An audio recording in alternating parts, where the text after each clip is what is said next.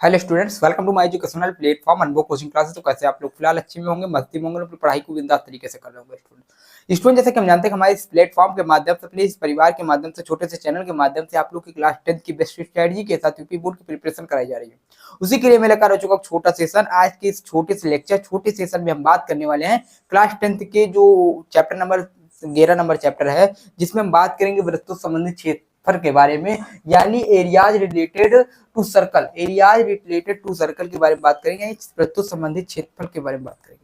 तो मैं उम्मीद करता हूँ आप लोग हमारे चैनल से जुड़ चुके होंगे, हमारे सेशन से जुड़ चुके होंगे। तो जुड़ जाइएगा हमारे चैनल से, हमारे सेशन से, अगर नहीं जुड़े हैं तो ठीक। तो हम आज के सेशन में किस प्रकार क्वेश्चन बनेंगे इस चैप्टर से, किस प्रकार के कॉन्सेप्ट, किस प्रकार के फॉर्मूला रहने वाले, कि जितना हम पढ़ लें आपके बोर्ड एग्जाम के लिए उतना ही इस चैप्टर से रहने वाला है। इसके अलावा कहीं कुछ भी नहीं बनेगा, ठीक है। तो आज सब हम कुछ इस चैप्टर से बात करेंगे। उसके बाद हम बात करेंगे प्रेस्टीज क्षेत्रफल वाले के बारे में, और उसके बाद हम लेकर आएंगे सांख्यिकी और प्रायिकता के बारे में, ठीक। तो ये सारे इंपॉर्टेंट है आपकी बोर्ड एग्जाम के लिए। तो यहाँ बात करें तो यहाँ सबसे पहले पढ़ते हैं त्रिज्यखंड के बारे में। किसे पढ़ते हैं? त्रिज्यखंड के बारे में।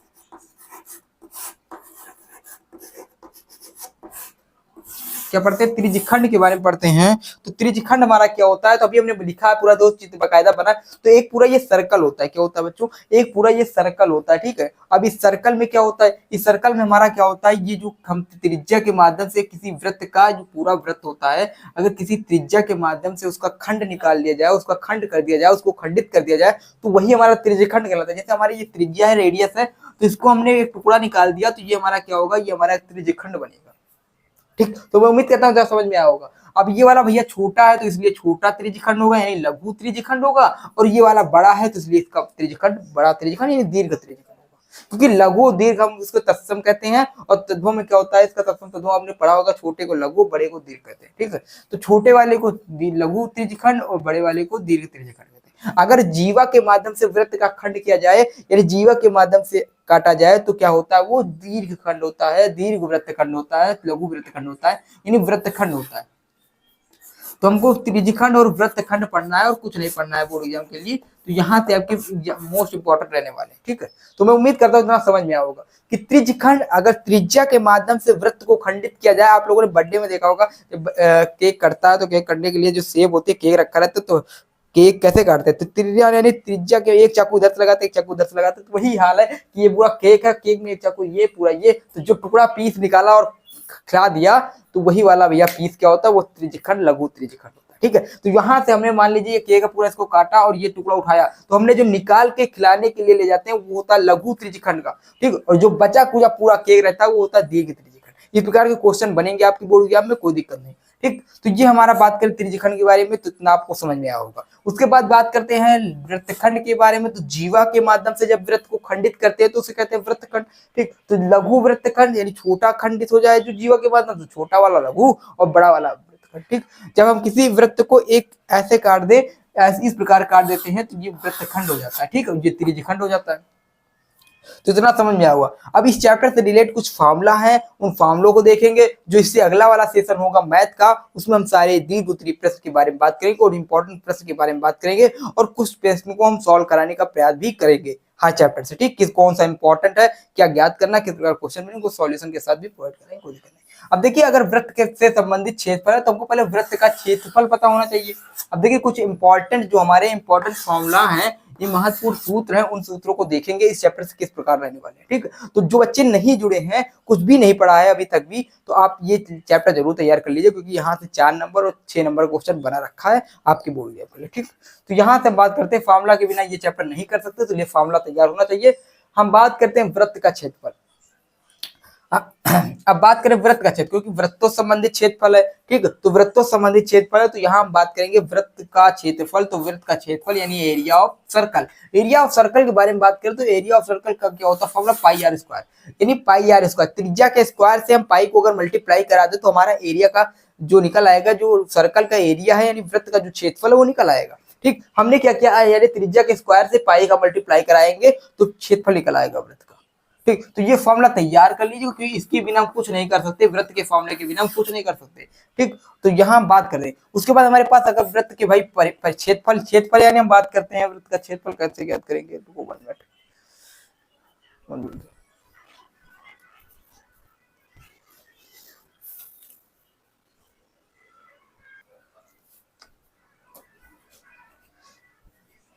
देखिए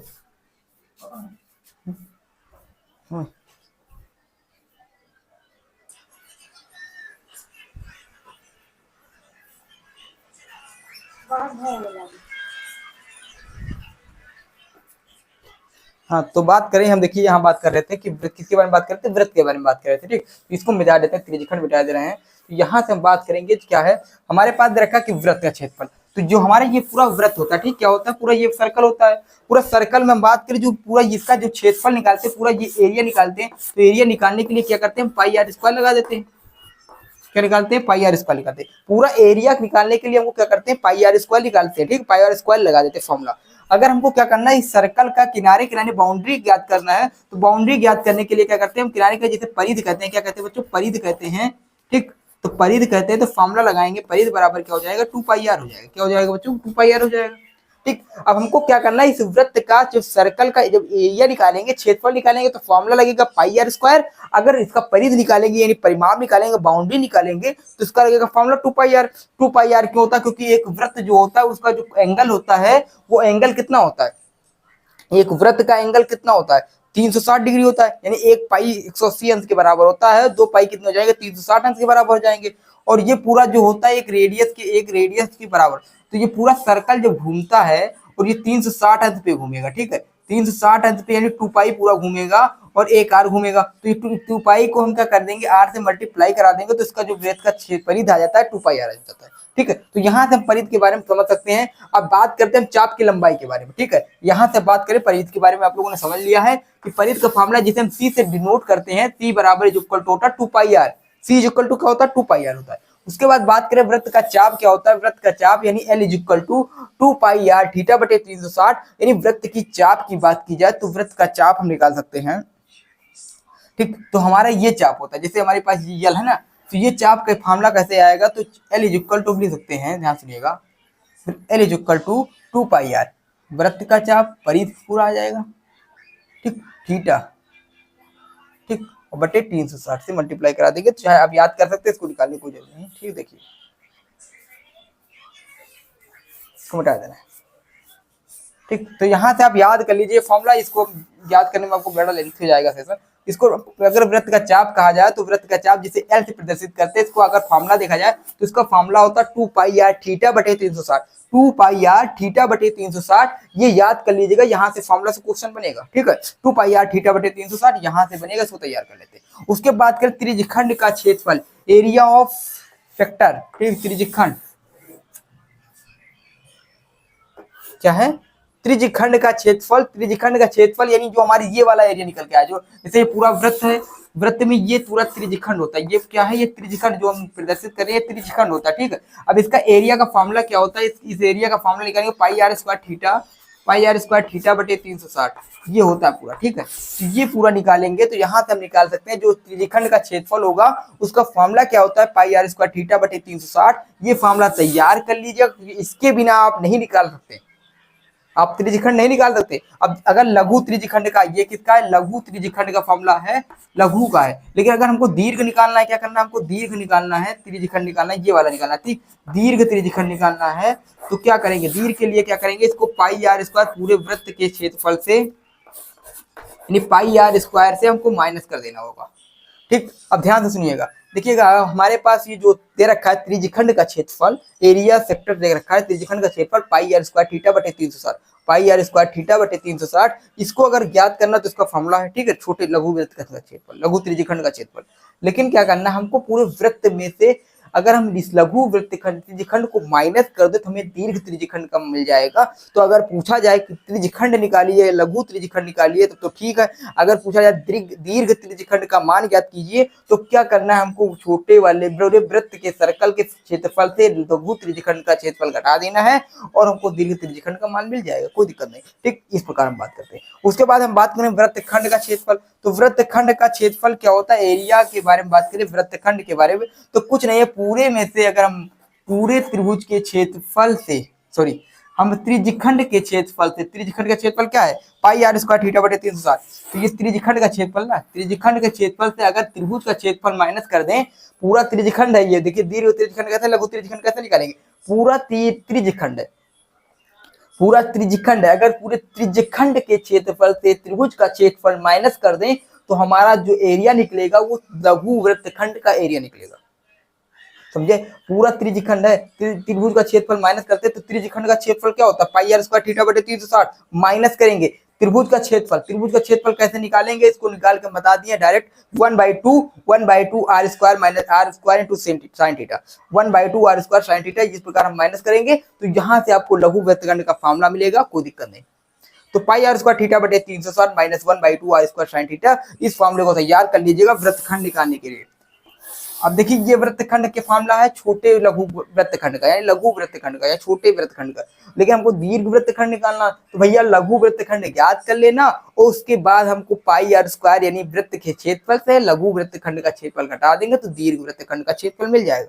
यानी लघु वाले देख ले, दीर्घ वाले ऑटोमेटिक वृत्त के क्षेत्रफल से घटा दीजिए, कहा जाएगा। ठीक है, तो इतना जो फॉर्मूला है ये हमारे बोर्ड एग्जाम के लिए, हमारे इस चैप्टर के लिए मोस्ट इंपॉर्टेंट रहने वाले, यहीं से क्वेश्चन बनेंगे। जब तक आपको ये फॉर्मूले नहीं तैयार रहेंगे आप क्वेश्चन नहीं सॉल्व कर सकते। ठीक है, तो क्वेश्चन को सॉल्व करना है तो फॉर्मूलों को तैयार कर लीजिए। उसके बाद हम एक क्वेश्चन लेकर आए हैं, आपकी स्क्रिप्ट दिख रहा होगा।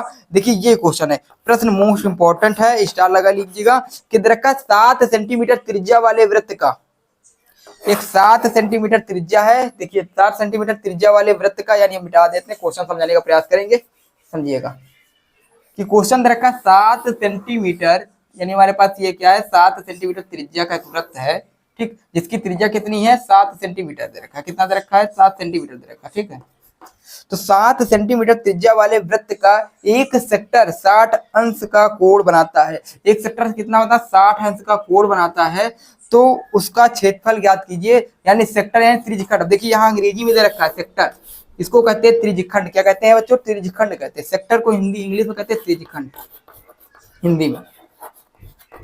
तो त्रिज्यखंड कितने अंश का कोण, 60 अंश का। तो यहाँ पे इसका क्षेत्रफल निकालने के लिए आपका फार्मूला हो जाएगा, आर दे रखा है, थीटा दे रखा है, तो यहाँ रखिएगा पाई आर स्क्वायर, आर का स्क्वायर यानी 7 का स्क्वायर, थीटा 60 और 360 नीचे दे रखा। तो पाई की वैल्यू 3.4 रखिएगा या 22/7 रखिएगा, सॉल्व करिएगा आंसर आ जाएगा। ठीक है, तो इस प्रकार हम सॉल्व कर सकते हैं, इस प्रकार हम क्वेश्चन को सॉल्व कर सकते हैं। आप क्वेश्चन सॉल्व करके लगा लीजिएगा, तो यहाँ से हम सॉल्व बता देंगे। उसके बाद अगर कोई भी किसी को समस्या किसी भी क्वेश्चन से रिलेट तो बताइएगा। ठीक है, और हाँ अगर चाहिए क्वेश्चन को हम सॉल्यूशन सहित कराएं तो हम सॉल्यूशन के सहित भी कराएंगे, क्योंकि लिखना भी पड़ सकता है। ठीक है, तो हम लिख के भी कराएंगे। ठीक है, तो आप लोग बताइए कि कैसे सेशन चाहिए, किस प्रकार के सेशन चाहिए। मैं उम्मीद करता हूँ सारे क्वेश्चन, सारे जो फॉर्मूले हैं समझ में आए होंगे। अगर जिन छात्रों को नहीं समझ में आया तो बताइएगा, हम समझाने का प्रयास करेंगे। और हाँ, क्लासेस रेगुलर होंगी, कोई भी क्लास मिस नहीं होगी। आपके इस चैनल के माध्यम से आपको सारे क्लास कराए जाएंगे। बस आप लोग का प्यार और सपोर्ट बना रहना चाहिए, छोटे से परिवार, छोटे से चैनल के माध्यम से, अनुभव कोचिंग क्लासेस के माध्यम से। ठीक है, अगर आप लोग का प्यार और सपोर्ट बना रहा तो मैं इसी तरह मोटिवेट रहूंगा और आपको हर तरह की क्लास लाने का प्रयास करता रहूंगा, बस आपको इसी चैनल पे। ठीक, तो कमेंट करिएगा किस प्रकार की क्लास चाहिए, किस प्रकार का मैं आपको सॉल्यूशन प्रोवाइड करूं, किस प्रकार के टॉपिक लाने का प्रयास करूं जिससे आपके बोर्ड एग्जाम के लिए दमदार रामबाण साबित हो, तो बताइएगा। ठीक है, और उसके साथ साथ मैं भी अपना दिमाग, अपना कुछ माइंडसेट लगा रहा हूँ जिससे आपकी कुछ जो मटेरियल लेकर आऊंगा उससे आपका पूरा रामबाण एकदम पूरा एकदम मटेरियल आपके लिए एकदम अच्छा साबित होने वाला है बोर्ड एग्जाम की दृष्टि को देखते हुए। ठीक, तो मैं सारे पीडीएफ के माध्यम से आपको सेशन लाने का प्रयास कर रहा हूँ जिससे सारे सेशन आपके लिए दमदार मटेरियल यानी आपको क्वालिटी क्वांटिटी से पूरा बेस्ट मिलती रहे। और इसके साथ साथ यानी बोर्ड के माध्यम से भी पढ़ाने का प्रयास कर रहा हूँ, क्योंकि डिजिटली है नहीं बोर्ड, तो इसलिए इसमें थोड़ा समस्या होती है पढ़ाने में। कोई दिक्कत नहीं, क्योंकि उसमें पीडीएफ हो तो स्क्रॉल करके हम पढ़ा सकते हैं आराम से। इसमें लिखना पड़ता है, लिखने के बाद आपको समझाना पड़ता है, तो इसमें थोड़ा मेहनत, ठीक, समय भी जाता है। इसलिए हम पीडीएफ के माध्यम से ज्यादा प्रयास करते हैं उसके माध्यम से समझाया जाए। हम ये डिजिटली हो जाएंगे, जब डिजिटली चले जाएंगे तो उस पर आपको अच्छा समझाने का प्रयास करेंगे, हो सकेगा तब हम लाइव क्लास भी प्रोवाइड कराएं। ठीक है, तो इस प्रकार मैं समझ गए होंगे कि आप लोग को कि अगर अपने दोस्तों के पास इस वीडियो को शेयर कर दीजिएगा। और हाँ, आपके एक शेयर से उनका भी भला होगा, हमारा भी भला होगा और आपका भी भला होगा। तो इसलिए कर भला तो हो भला, तो अपने दोस्तों के पास वीडियो को शेयर जरूर करिएगा और चैनल पे जुड़े रहिएगा, कहीं छोड़ के मत जाइएगा हमारा चैनल। और इसके साथ साथ तो बता दें कि हमारे चैनल से ही मत जुड़े रहिएगा, और भी कोई अच्छा चैनल हो, प्लेटफॉर्म हो, स्कूल के माध्यम से भी जुड़े रहिएगा, क्योंकि यहाँ नहीं कि इसी चैनल इसी प्लेटफॉर्म एक चैनल को पकड़ ले तो वहीं तक स्टडी, क्योंकि पढ़ाई की कोई भी सेवा नहीं है, पढ़ाई का कोई भी साधन नहीं है, कहीं से भी नॉलेज ज्ञान सब जगह से मिलता है, कहीं से भी ज्ञान लो। ठीक है, लेकिन हाँ छोड़ के मत जाइए किसी को। आप यहाँ जुड़े तो यहीं भी जुड़े रहिए, स्कूल में जुड़े रहिए, कोचिंग जा रहे हैं वहाँ भी जुड़े रहिए। बस आप कहीं से हटिएगा मत कि आज यहाँ कल वहाँ फिर वहाँ, तो भटक जाओगे। इस प्रकार हर जगह जुड़े रहिएगा। ठीक है, तो जुड़ते रहिए, आप देखते रहिए। यहाँ छोटे क्लास होते हैं इसलिए आपको ज़्यादा समय नहीं लगेगा, 10-15 मिनट में यहाँ कर लीजिए। वहाँ स्कूल डेली जाना है। ठीक है, उस कोचिंग डेली जानी हो वहाँ जाइए, ठीक। लेकिन यहाँ पे जो क्लासेस यूट्यूब वाले इसको रेगुलर करके नहीं सकते, संडे को कवर करिए, लेकिन देखिए जरूर। क्लासेस नहीं कर पा रहे हैं डेली तो कोई दिक्कत नहीं, आप संडे को देखिए, किसी भी दिन देखिए, सारी क्लास देखिएगा, आप देखने का प्रयास करिए, क्योंकि आपके एक देखने से आपकी भी जिंदगी संवर सकती है और हमारा भी और आपका भी, और आपके दोस्तों को जो शेयर करोगे उसको भी भला होगा, ठीक है। तो फिर मिलते हैं अगली वीडियो के साथ, अगले सत्र के साथ। जय हिंद, जय भारत।